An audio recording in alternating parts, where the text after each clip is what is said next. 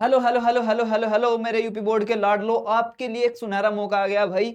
जो बच्चे किसी कारणवश हाई स्कूल इंटरमीडिएट 2026 जो बोर्ड परीक्षा है उसमें फेल हो गए थे किसी एक सब्जेक्ट की वजह से, किसी दो सब्जेक्ट की वजह से, यानी कि जो बच्चा एक सब्जेक्ट या दो सब्जेक्ट में फेल था, अब उसके पास मौका है कि वो दोबारा से उन एग्जाम को दे और देने के बाद पूरी परीक्षा को पास कर ले 2026 बोर्ड परीक्षा यूपी बोर्ड को। और भैया मैं स्टेप बाय स्टेप बताने वाला हूं कि जो आपका कंपार्टमेंट का फॉर्म निकला है जिसके जरिए आप इसको पास कर सकते हो, वो आपको कहां जाकर कहां उसका फॉर्म मिलेगा, कैसे उसको भरना है, स्टेप बाय स्टेप बताने वाला हूं। एक भी चीज स्किप मत करना। छोटी सी वीडियो है लेकिन इसमें सारी इंफॉर्मेशन आपको दे दूंगा। और हाँ, सबसे पहले मैं बताना चाहता हूं, बहुत ज्यादा बच्चों का एक डाउट होता है, ये डाउट सबसे बड़ा है कि सर ये बताइए हम 3 सब्जेक्ट में फेल हैं, सर हम 2 सब्जेक्ट में, हम एक सब्जेक्ट में, क्या हम कंपार्टमेंट का फॉर्म भर सकते हैं या नहीं, क्या हम परीक्षा दे सकते हैं या नहीं, ये सबसे बड़ा डाउट है। तो सबसे पहले इसको क्लियर करता हूं मैं, सबसे पहले इसी डाउट को आपके मैं क्लियर करता हूं। भाई देखो, जो बच्चे कक्षा 10 में और जो 12 में, इंटरमीडिएट और हाई स्कूल दोनों में किसी एक विषय में फेल हो गए थे। अब इसमें तुम्हें पता है कि कक्षा 10 में 6 विषय थे, तुम्हारे कितने विषय थे भैया? 6 विषय थे, पता है ना इस बात का। अब 6 विषय में से अगर तुम 5 विषयों में पास हो, 5 में पास हो और किसी एक में फेल हो, तो भैया आप कंपार्टमेंट का फॉर्म भर सकते हो। लेकिन एक और कंडीशन है इसमें, एक और कंडीशन है इसमें। सर दूसरी कंडीशन क्या है? दूसरी कंडीशन ये है मेरे लाडले कि अगर तुम इन 6 विषयों में से किसी एक में फेल हो, यानी कि एक में आप पास नहीं कर पाए, कम नंबर थे आपके बहुत, और 5 में आप पास हो, तो आप ऑलरेडी पास हो भाई, आप ऑलरेडी पास हो, क्योंकि 5 सब्जेक्ट में ही यूपी बोर्ड के अंदर पास होना है 6 में से। समझ में आई बात? लेकिन अगर कोई बच्चा इन 6 विषयों में से 2 में फेल है भैया, कक्षा 10वीं की बात कर रहा हूं, कोई बच्चा इन 6 विषयों में से 2 में फेल है, यानी कि वो 2 सब्जेक्ट में फेल है, तो वो कंपार्टमेंट का फॉर्म भर सकता है, फॉर्म भर के वो एग्जाम दे सकता है और उसके बाद पास हो सकता है।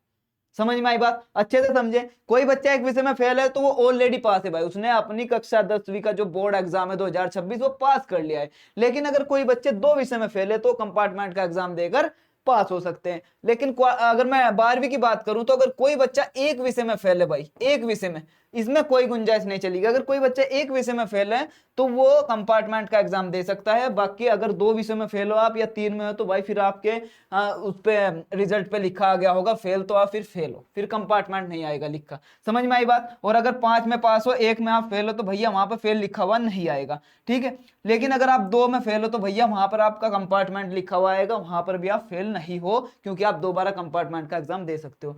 किसी कारणवश अगर आप 3 विषयों में फेल हो गए, किसी कारणवश अगर आप 3 विषयों में फेल हो गए, तो लाडले वहां फेल आ जाएगा लिखा हुआ। क्या इतनी बात समझ में आई?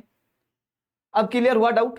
अब किसी वीडियो को जाके देखने की जरूरत नहीं, अब क्लियर हो गया है तुम्हारा डाउट कि अगर तुम 10वीं के अंदर 2 विषयों में फेल थे तो आप कंपार्टमेंट का एग्जाम देके पास हो सकते हो। कक्षा 12वीं में आप किसी एक विषय में फेल थे तो आप कंपार्टमेंट का एग्जाम देके पास करते हो। अब स्टेप बाय स्टेप देखते हैं कि भैया जाना कहां पे, कैसे हम उसका फॉर्म भर सकते हैं। तो सबसे पहले आपको यूपीएमएसपी की जो वेबसाइट है, ऑफिशियल वेबसाइट यूपी गवर्नमेंट की, वहां पे आ जाना है भैया, ठीक है। तो यूपीएमएसपी आप जैसे ही उस पर सर्च करोगे तो जो पहले वाला ही लिंक आपको मिलेगा, उत्तर प्रदेश माध्यमिक शिक्षा परिषद, इसके जस्ट नीचे लिख रहा होगा इंप्रूवमेंट कंपार्टमेंट डैशबोर्ड, ये वाला, ठीक है। यहां पे आपको जाना है। यहां पे आप जब क्लिक करोगे, इसके बाद ये आपके सामने स्क्रीन खुल के आ जाएगी। अब जब ऐसा तुम्हारे पास में आ जाएगा तो उसमें देखो, यहां ध्यान से देख सकते हो, हाई स्कूल के लिए ऑनलाइन आवेदन करने हेतु यहां क्लिक करें। तो जो बच्चे 10वीं के लिए है वो यहां पे क्लिक कर सकते हैं। इंटरमीडिएट के लिए ऑनलाइन आवेदन करने हेतु यहां क्लिक करें। जो बच्चे 12वीं के लिए कंपार्टमेंट बनना चाहते हैं वो यहां पर क्लिक कर सकते हैं।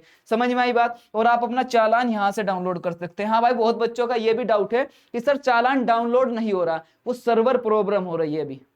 अभी रिसेंटली जो है ना फॉर्म आया, तो सर्वर प्रॉब्लम हो रही है, ठीक हो जाएगी, कुछ समय बाद आप डाउनलोड कर सकते हो।